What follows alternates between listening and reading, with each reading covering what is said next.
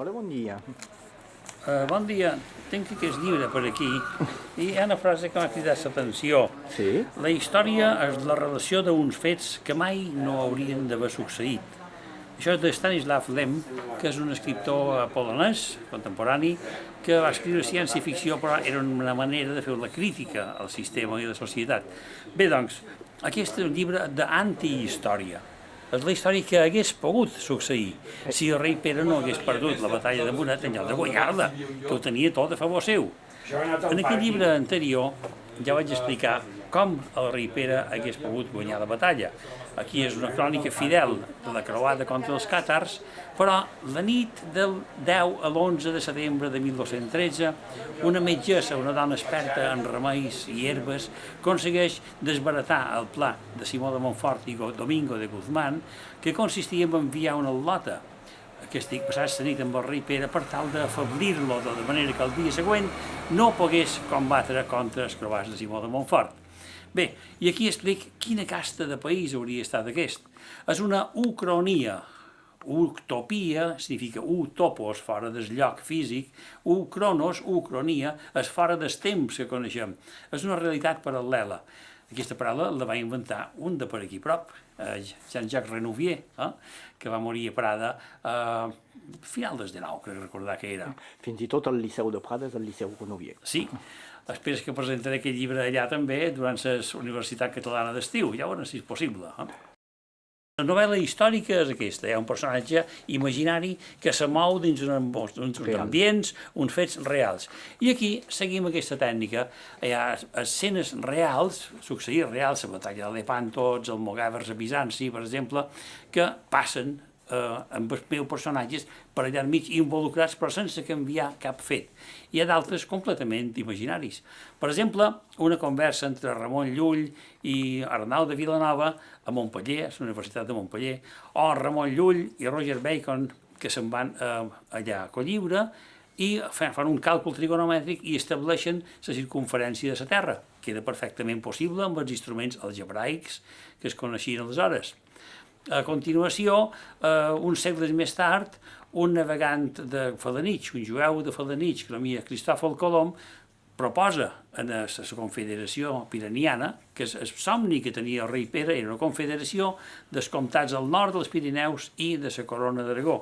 Per això l'escut és aquest, la creu occitana de les 12 perles sobre les 4 barres d'Aragó. Aleshores, nosaltres, els pirenians, descobrim un continent al qual no li direm Colòmbia, que hauria estat just, ni molt menys Amèrica, que va robar el nom a Amèrico Vespucci, sinó que es dirà Ramònia, amb homenatge a Ramon Llull. I clar, és una societat, així com jo voldria que fossin les societats tolerant, oberta, respectuosa amb els drets de tothom, hi ha llibertat de cultes, però estrictament limitades als interiors dels temples.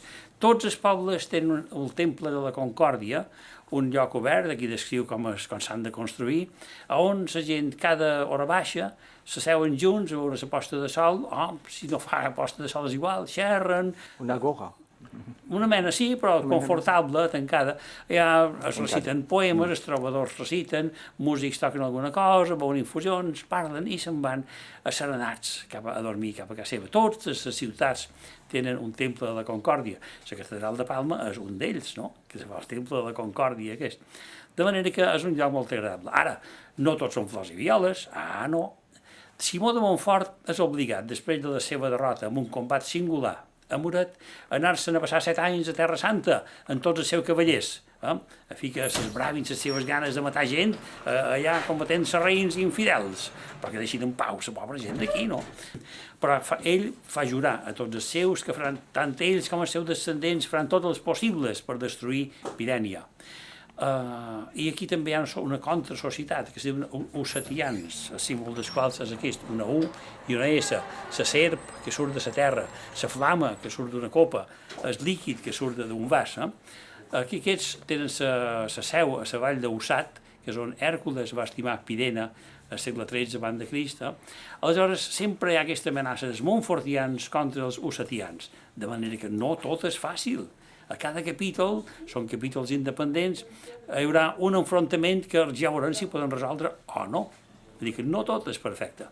Això comença el 1213 i acaba el 2042, que és l'any que fa el 450 aniversari del descobriment de Ramònia i l'any en què jo compliré 101. I espero veureu.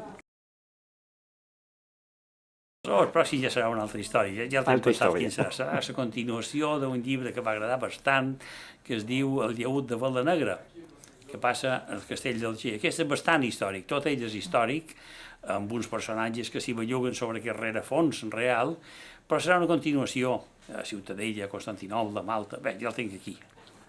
Bé, aquest llibre no se pot comprar a la llibreria catalana. Potser precisa l'editorial? Sí, l'editorial és Pagès, de Lleida, té una pàgina web, cercau a Google i podreu trobar-ho. Aquest llibre vol ser més que un entreteniment, vol ser una proposta d'una actitud vital. Voldria convertir la gent en piranians, si més no, d'acord. Una gent pacífica, comprensiva, oberta, sense prejudicis.